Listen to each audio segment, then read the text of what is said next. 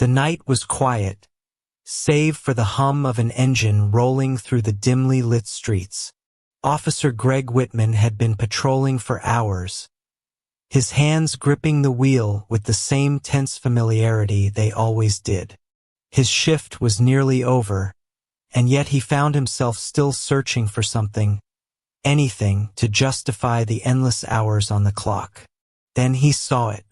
A sleek, black sedan gliding through the intersection just ahead. The kind of car that looked out of place in this part of town at this hour. The tinted windows, the flawless paint job. Everything about it felt suspicious. Greg's instincts kicked in. He flipped on his squad car's lights, the red and blue beams cutting through the darkness like a blade. The siren gave a short, sharp wail before the driver of the sedan slowed and pulled over to the curb. Greg exhaled, already convinced that he had found something. He stepped out of his vehicle, his polished black boots hitting the pavement with a solid thud. One hand rested lightly on the grip of his holstered gun as he approached the driver's side of the sedan. He tapped on the window with his flashlight, waiting. The glass rolled down smoothly, revealing a man inside. A black man, well-dressed, his features calm but unreadable. The kind of controlled expression that set Greg's nerves on edge. Good cars. Expensive suits. It always meant one of two things in Whitman's experience. Money or crime. "Evening, officer," the man said, his voice steady, polite. "Is there a problem?" Greg narrowed his eyes. "License and registration," he ordered, his voice firm, authoritative.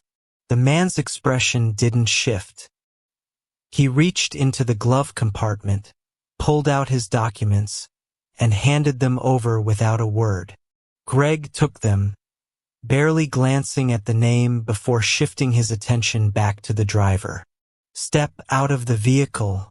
A flicker of something, annoyance, disbelief, crossed the man's face. "Is there a reason for that?" Greg's jaw tightened. "Step of the vehicle." Pause. Then the man exhaled through his nose, as if deciding something, before he pushed open the door and stepped onto the pavement. He was tall, well-built, dressed in a dark blazer over an expensive-looking shirt. His posture was relaxed, but his eyes were sharp. Greg hated that look. That look that said, "I know what you're doing." That look that challenged everything about his authority without needing words. Greg gestured to the hood of the car. "Hands where I can see them." The man sighed but complied, placing both hands on the smooth surface of the vehicle. Greg moved in, his hands skimming over the man's pockets, his belt, his sides. A routine search, but one that felt different this time. There was nothing. No weapon, no contraband, nothing illegal at all. And yet, Greg couldn't shake the feeling that there was something off. He straightened, stepping back. The night air felt heavier than before. "What brings you to this area?" he asked, his voice still carrying that edge of suspicion. The man turned his head slightly, meeting Greg's gaze. "Do I need to answer that?" Greg's fingers twitched at his side. "You're acting awful defensive." "Am I?" The man's tone was casual, but something in it made Greg's skin prickle. Before he could push further, a second squad car pulled up behind them. The doors opened, and from the corner of his eye, Greg saw his sergeant stepping out, his face partially illuminated by the flashing lights. Then the sergeant's expression changed. Pure recognition, and then horror. "Greg." Greg turned, confused. "What the hell are you doing?" the sergeant demanded. Greg frowned, glancing between the sergeant and the man standing by the sedan. The tension in the air had shifted, but he wasn't sure why, until the sergeant said it. "Do you even know who this is?" Silence. Greg looked back at the man, his stomach twisting with something uncomfortably close to regret. Because now that he was really looking, he realized he might have just made the biggest mistake of his career. The morning sun had barely risen when Officer Greg Whitman walked into the precinct, his stomach a knot of unease. The night before had left him rattled, but he had convinced himself it wasn't as bad as it seemed. It had been a misunderstanding, a routine stop that had gotten out of hand. He would explain himself, maybe get a warning, and then things would go back to normal. But the moment he stepped through the doors, he knew he had been wrong. The usual chatter in the station was different, lower, hushed, and it stopped entirely the second people noticed him. He felt the weight of their stares, the sideways glances, the slight shakes of the head. Then he saw Officer Carter, a rookie, barely a year on the job, sitting at his desk, staring at his phone. The younger cop's jaw was tight, his eyes locked onto the screen as if reading something that physically hurt him. When he looked up and saw Whitman, his face twisted in disgust, and he shoved his phone into his pocket. Greg didn't like that look. He stepped forward, his boots clicking against the floor. "Something wrong, Carter?" Carter didn't respond, just shook his head and muttered, "Unbelievable." Greg clenched his jaw but forced himself to keep walking. He wasn't about to let some rookie get under his skin, but the feeling of unease deepened with every step. When he reached his desk, a folded newspaper was already waiting for him. He frowned, picking it up, and the headline hit him like a punch to the gut. Police Officer Harasses city's new mayor in racially charged stop. His breath caught. No, this wasn't supposed to get out. His fingers tightened around the paper as he skimmed the article. It detailed everything: the stop, the baseless search, the way he had humiliated the mayor-elect of the city, Dante Carter, by treating him like a suspect instead of a citizen. The article didn't hold back. It used words like racial profiling and abuse of power. It quoted community leaders calling for accountability, for justice.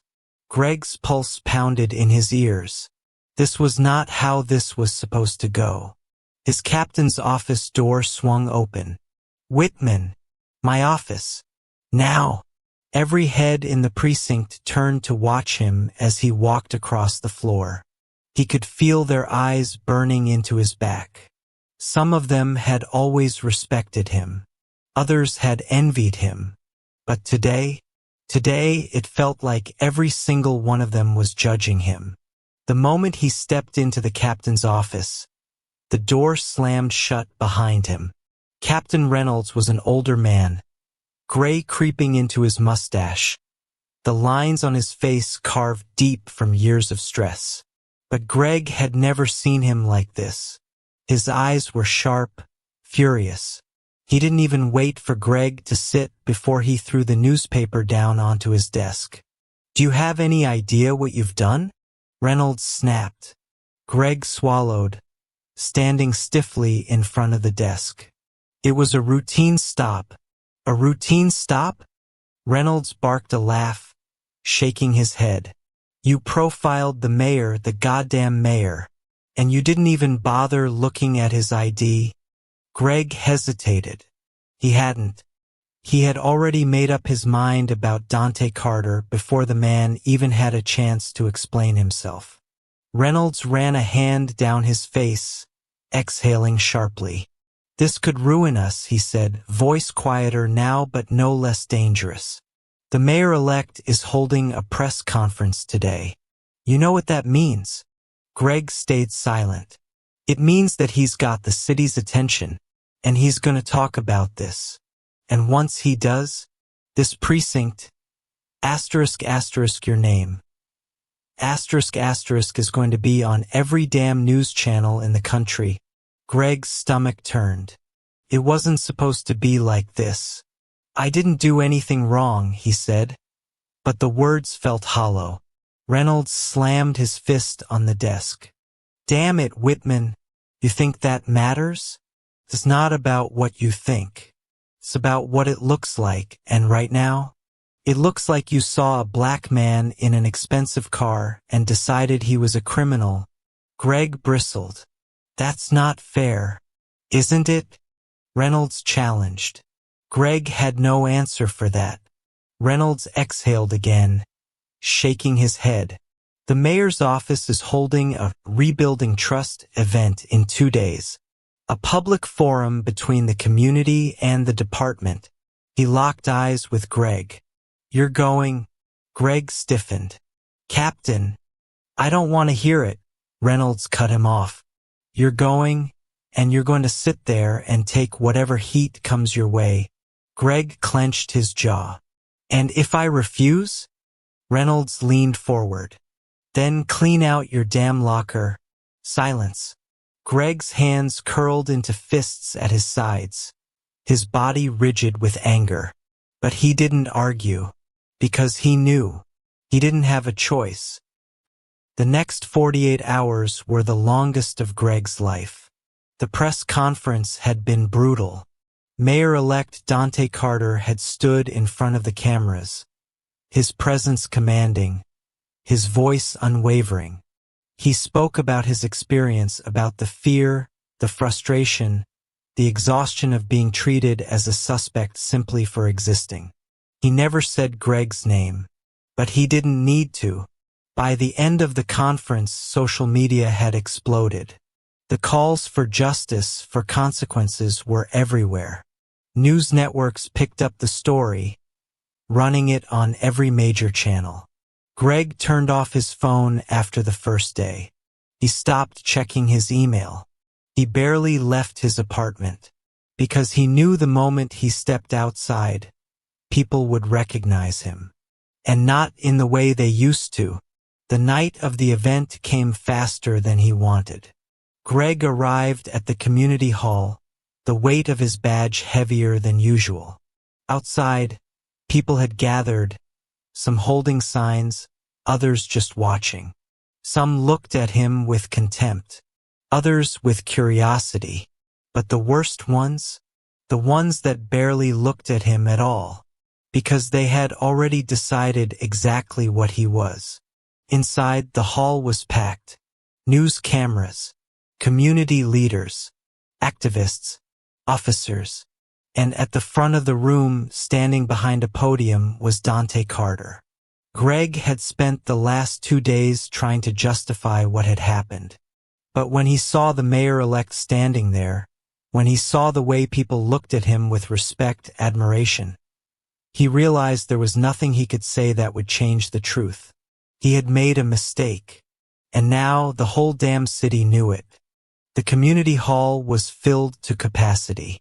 The air buzzed with tension, anticipation, and something heavier, resentment. Rows of chairs stretched from wall to wall, occupied by city residents, activists, community leaders, and members of the press, all waiting for what they had come to witness.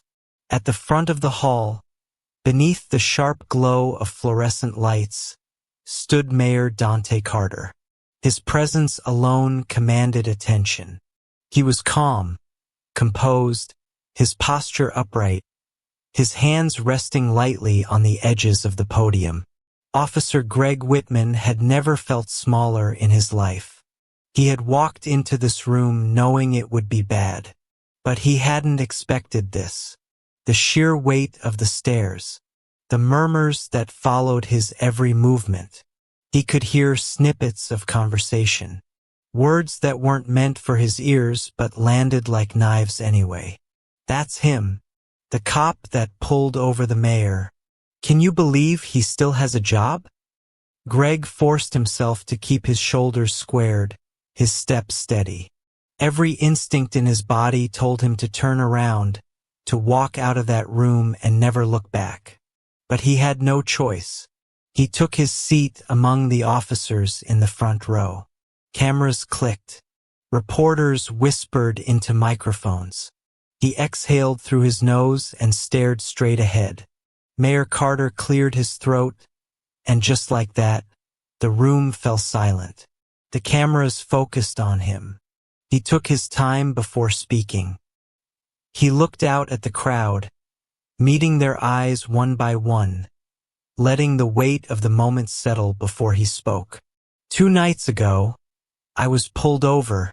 His voice was steady, deliberate, by an officer who assumed I was something I was not. The tension in the room thickened. Greg felt it settle on his skin like heat. I was treated like a suspect, Carter continued, his gaze sweeping over the crowd, for nothing more than driving a nice car through the wrong part of town. I was told to step out of my vehicle. I was searched. I was humiliated. Greg's hands curled into fists on his lap. But the worst part? Carter leaned forward slightly, his voice lowering. It wasn't shocking. A murmur rippled through the audience. I wasn't surprised, Carter said, shaking his head, because I've been through it before. Because men who look like me, fathers, sons, business owners, community leaders, we go through this every day. Greg felt a prickle of sweat at the base of his neck. But this time, Carter said, it wasn't just any man being profiled. It was the mayor-elect of this city. He let the words settle. He let them burn. And that, he said, is why we're here tonight. The audience erupted in applause. Greg stared at the floor. When the noise died down, Carter's expression hardened.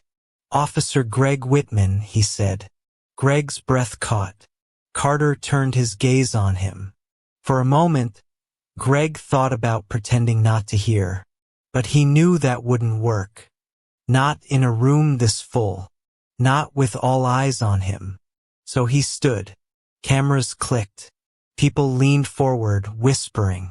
Greg swallowed the lump in his throat. Carter didn't move from the podium. He simply watched Greg with an unreadable expression. I could demand an apology right now, Carter said. I could ask for your badge. I could make sure you never wore that uniform again. Greg's stomach twisted. But I won't. Silence. I won't, Carter repeated, his voice steady, because this is bigger than you. It's bigger than one officer and one traffic stop. It's about a system that allows men like me to be treated as criminals before they are seen as citizens. Greg's face burned. But that system? Carter continued. It can change. A pause. And that change starts with you. Greg felt the weight of 1,000 eyes pressing down on him. He didn't know what to say, what to do. So he nodded. Slowly, stiffly. Carter held his gaze for a moment longer, then turned back to the audience. This city deserves better, he said. And so do the people who serve it. It's time we hold our officers to a higher standard. Not just because it's right, but because we can. Thunderous applause. Greg sat down, feeling more exposed than he ever had in his entire life. Some lessons are learned in private. Others, they're learned in front of the whole damn city. If this story resonated with you, don't forget to like this video and subscribe to our channel to support more powerful storytelling like this. And don't stop there. Turn on the notification bell so you never miss our next video. We'd also love to hear your thoughts. Drop a comment below to let us know how this story impacted you or what you'd like to see next. Your feedback helps us create meaningful content that connects with you. Thank you for being a part of our community. Your voice matters.